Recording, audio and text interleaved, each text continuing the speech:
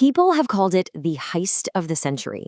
It was a crime of just incredible planning, a massive scale, and in the end, it all came down to one tiny, fatal mistake. So today, we are breaking down the Great Train Robbery. Okay, so let's picture this. It is the dead of night in the quiet English countryside. A mail train, nicknamed the Up Special, is on its usual run from Glasgow down to London. But then, all of a sudden, the driver, a man named Jack Mills, sees a red signal way up ahead. Now, this is really unusual for this part of the track. He stops the train, and right there, in that one moment, the trap is sprung.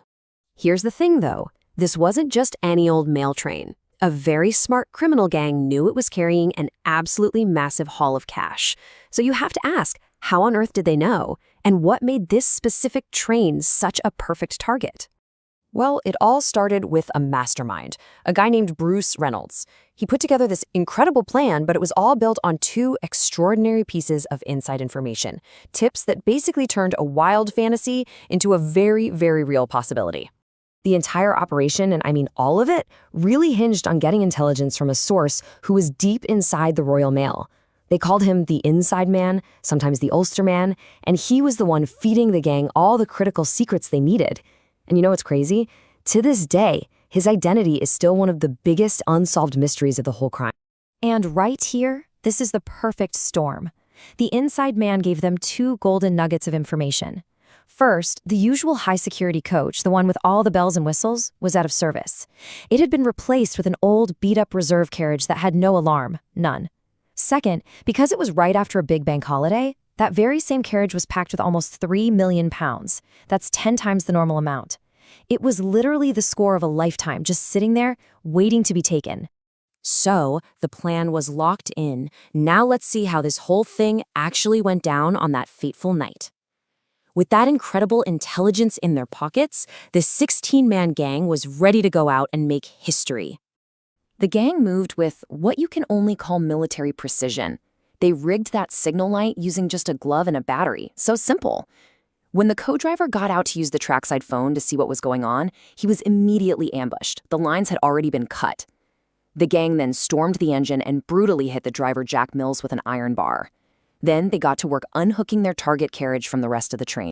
But then they hit a major snag. You see, they'd brought along a retired train driver to move the engine for them, but he took one look at the modern controls and was completely baffled. He couldn't get it to move an inch. So in this moment of just unbelievable high-stakes improvisation, the gang had to force the injured and dazed Jack Mills to drive his own train a kilometer down the track to where they had their getaway truck waiting at a place called Bridego Bridge. So once they got to the bridge, the gang just swarmed the high-value packages coach. They overpowered the 5 postal workers who were inside, and then they formed a human chain, frantically passing down 120 mail bags that were just stuffed with cash. The total haul, it weighed a staggering 2.5 tons. I mean, can you imagine? They only had about 15 minutes to pull this all off, and they were working so fast they actually left 8 bags behind. And just like that, they'd done it. The gang got away with the money, disappeared into the night. The heist was, for all intents and purposes, a spectacular success. But as they were leaving, a single careless whisper would end up being the thing that brought the whole operation crashing down. As the robbers were making their getaway, one of them turned back to the postal staff they tied up and gave them a simple warning. Don't move for half an hour. Now, it sounds like a throwaway threat, right? But it would turn out to be an absolutely catastrophic mistake. So why was this so important? Well, because it was the one golden clue the police desperately needed. The investigators figured, okay, the gang's hideout has to be somewhere within a 30-minute drive of the crime scene. This let them literally draw a 50-kilometer circle on a map, which narrowed their search from, the entire country down to one manageable area. The net was already closing in on them. That one clue led the police to focus all their efforts on this one small patch of countryside. And meanwhile, where was the gang? They were holed up in a rented farmhouse counting all their money. But their big celebration was about to be cut very short, because their own panic was about to lead them to leave behind the key to their own downfall. Their plan had been so simple. Just hide out this place, Leather Slade Farm, until all the heat died down. But then they started hearing police radio reports talking about that 50-kilometer search, and paranoia just took over. They completely scrapped their plan to stay for days and decided to flee immediately. They even paid some guy to burn the entire farmhouse down to destroy any evidence, but he just took the money and ran without lighting a single match. So, police got a tip from a neighbor and they raided the now abandoned farm.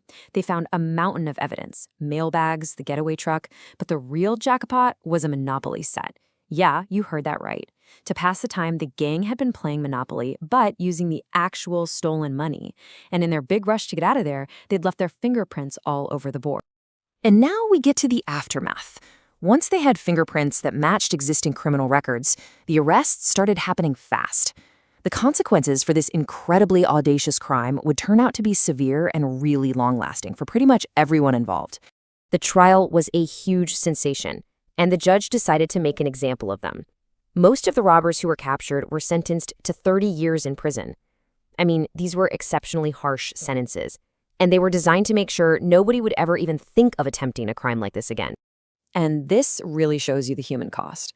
While most of the gang was caught and put in jail, a few got away, including, crucially, the inside man. But maybe the most tragic figure in this whole story was the driver, Jack Mills. He was so traumatized by that brutal attack, he never fully recovered, and he died just 7 years later. So there you have it, the crime that was famously dubbed the heist of the century.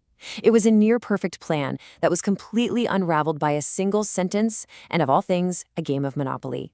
But it leaves us with one final, really tantalizing question that still echoes today. Who was the man on the inside that made the whole thing possible?